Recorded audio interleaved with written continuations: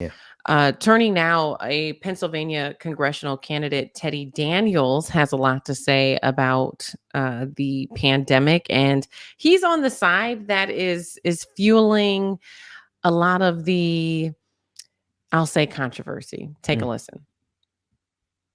This is still America, Tucker. Okay, if you want to wear a mask, wear a mask. Yeah. If you don't want to wear a mask, don't wear a mask. That's what makes this country great with the vaccines. If you've had that conversation with your doctor and you feel a vaccine is the best route for you, go for it. Cool. But for those that don't, that's also cool. You know, let people live their lives. Wait, but shouldn't we kill people who don't get the vaccine? Well, that's what the left wants to do. Yeah, I've noticed. You know, that's what they want to do. I see a bunch of states right now, they're looking, well, New York City just did it, the vaccine passport. They're going to start enacting it if you want to go to restaurants. Who the hell does this? Seriously. I guess if you allow people totally unlimited power and no one ever pushes back, I haven't seen a Republican in Congress fight against this. The governor of South Dakota, Kristi Noem, who's supposed to be the great conservative hope, she said yesterday, well, I'm not going to sign a bill that prevents vaccine mandates because vaccines are good. I think. And you're like, well, I thought, wait a second, Kristi Noem, what about the freedom you said you were going to defend? Yeah. Nope. The government's response when this whole pandemic started should have been this. Now, you got to remember, I come from the communist state of Pennsylvania to where they divided people from essential and non-essential employees. Very well. Okay? And this business can stay open, but this one has to close. Right. Do you know how many people lost their businesses, Tucker? So maybe controversy wasn't the correct choice of word. Maybe propaganda would serve him better. But we're seeing this continued. I don't know if you saw the air quotes around pandemic. That's right. But you've been sharing this, Ben. I've been seeing this in the afternoons. You're posting about radio personalities and pastors who were anti-vaccine, anti-mask, who have now died to COVID. Yeah. And so to see this rhetoric, to see this propaganda, not just on YouTube, but this is on Tucker Carlson's show. That's right. Tucker Carlson has millions of viewers every single day. And I would argue, Georgia, that controversial should be the word, right? The way we should look at this in society is controversial, but we don't because we have become accustomed to the propaganda to the extent that one of the most popular hosts in the country, Tucker Carlson, is able to peddle conspiracy theories as along with snake oil. The ivermectin, he's a part of that narrative. And now they're promoting this idea that is so. But I want to hold the pin there. The flip side of this is I never expected them to believe their own lies. And I think that's what you're getting to, because you have conservative radio hosts and pastors and politicians who are getting sick with COVID-19 and actually dying from it. And so my thing is, it's one thing for this to be propaganda, but it should not only be controversial, but I think it should be such an anathema to us that we see this as people who have dispensed with their sense of survival.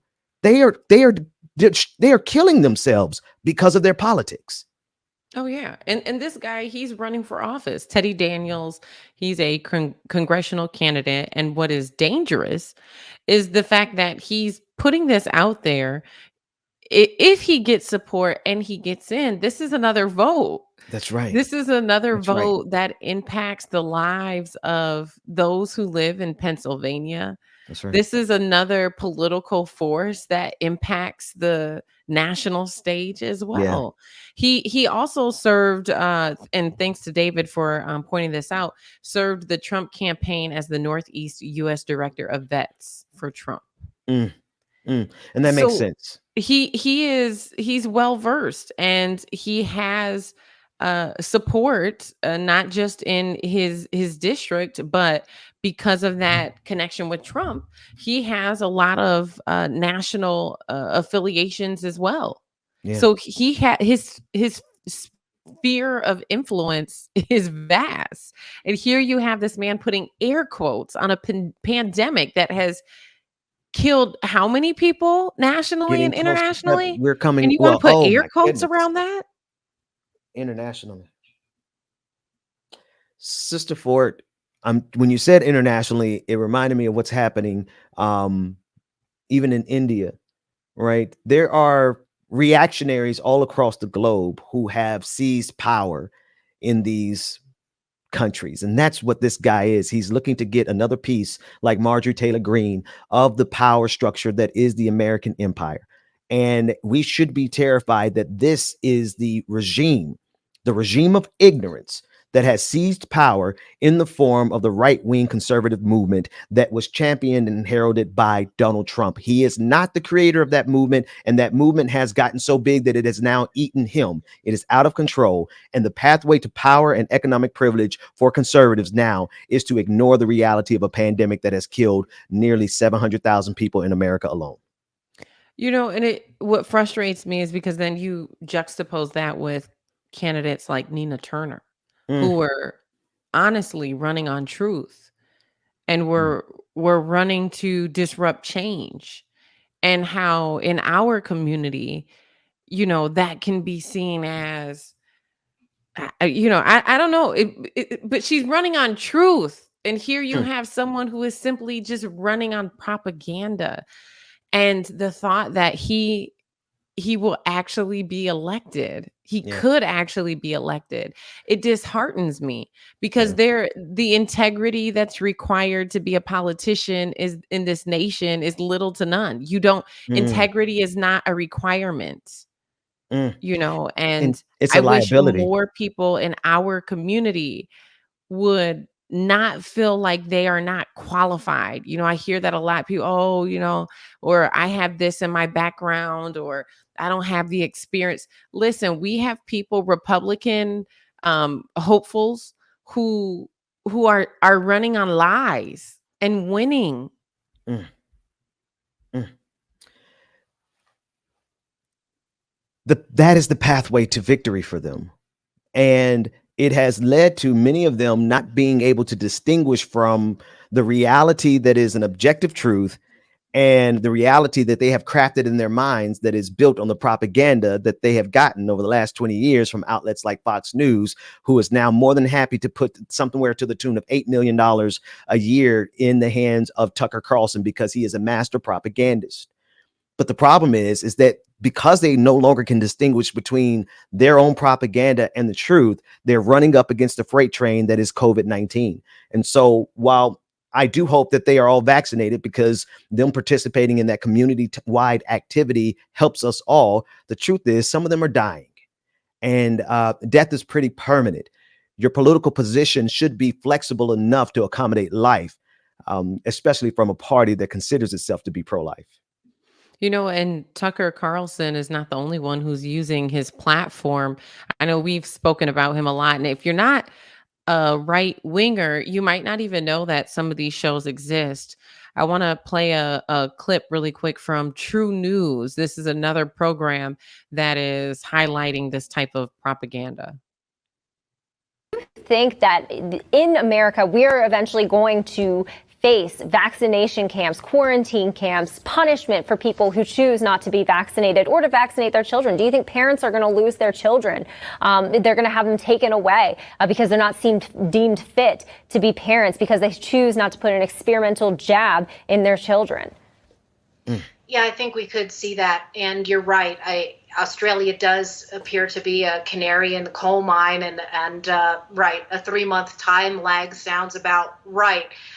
Once the fall, what used to be the fall flu season hits, we're going to have mass hysteria. And I know that a lot of parents have already planned for this.